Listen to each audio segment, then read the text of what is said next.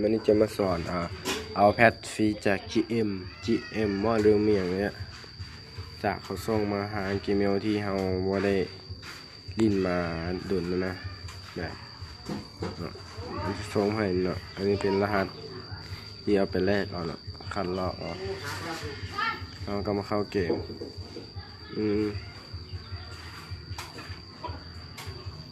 โอเค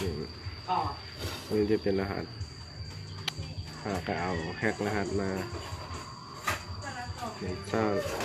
โหลดแอปเลิฟแบตใกล้ๆเสียเบิร์ดซ้ำ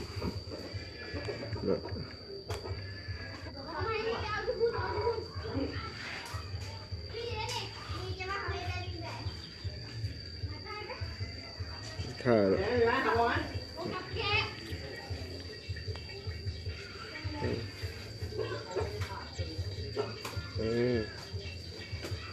เทคติด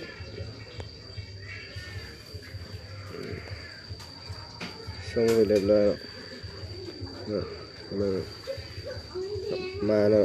ในอยู่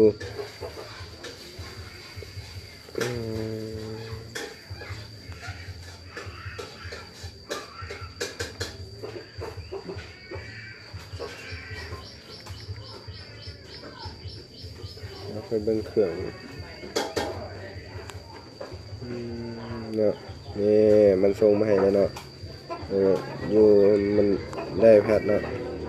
ไล่แพทสำหรับคลิปนี้ก็ขอจบลงไปเนาะอย่าลืมไลค์แชร์ให้หมู่เบิ่งกันเด้อ